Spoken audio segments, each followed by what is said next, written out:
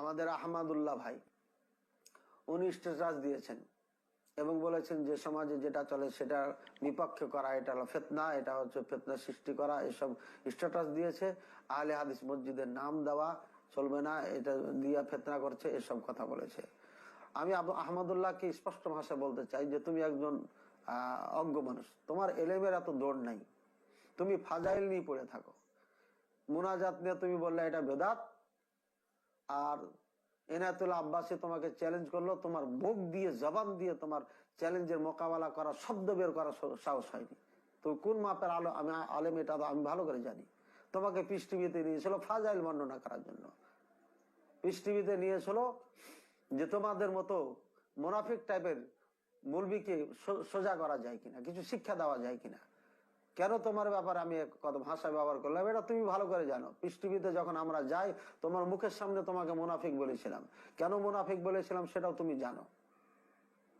সুতরাং তুমি আজকে বাংলাদেশে এসে ফিতনা করছো, তুমি সহিহ আকীদা প্রচার পরিচয় দিয়ে থাকো।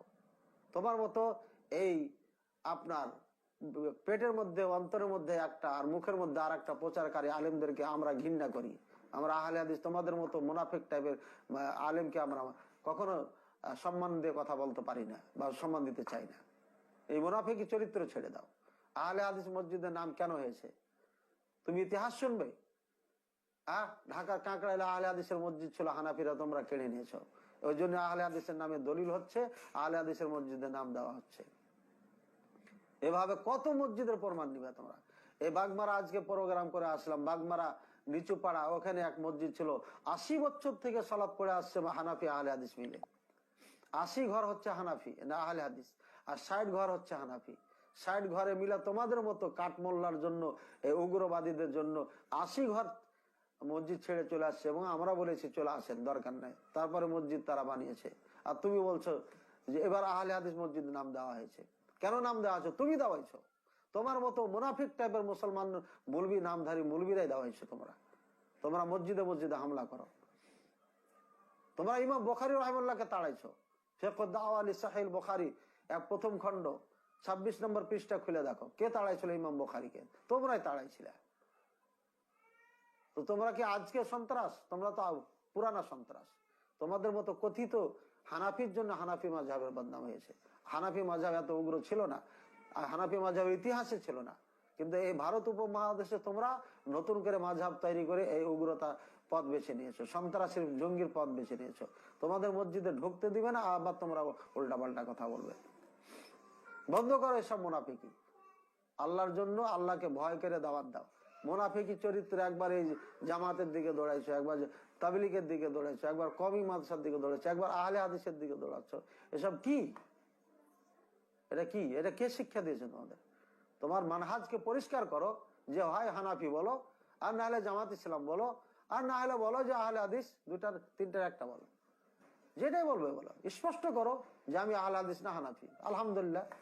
তারপরে বলো যে আমি আহলে হাদিস এগুলো পছন্দ করি না, তাইলে তো হয়ে গেল। আমরা জেনে নেবো যে হ্যাঁ তোমার যেটা, হ্যাঁ তুমি তো স্পষ্ট আমার কাছে, অন্যদের কাছে না হলো।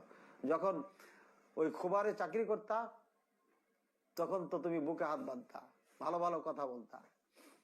আর যখন তুমি পিস টিভিতে এসছো, ওস্তাদের পাশে দাঁড়াইছো, বাংলাদেশে ওস্তাদের পাশে দাঁড়াও, তখন হাত বাঁধো নিচে। সবই তো জানি।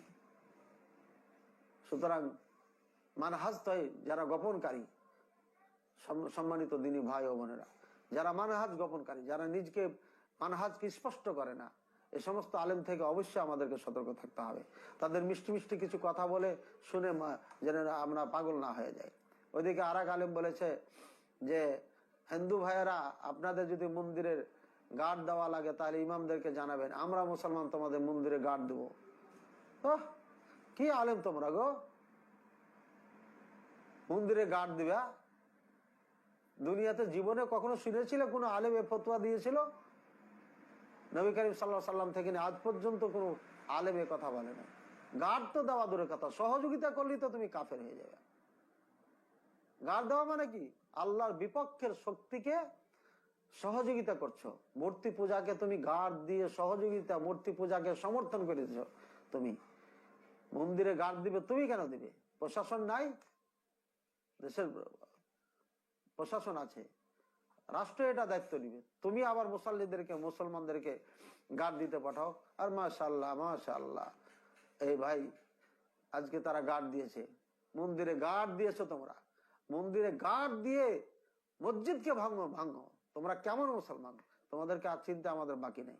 আল্লাহ তোমাদের হেদায়েত দান করুন। দুঃখিত আমি যে কিছু কথা আমি বলে ফেললাম, ইচ্ছা ছিল না, কিন্তু আহলে হাদিস মসজিদের নাম দেওয়া যাবে না। কেন দেওয়া যাবে না?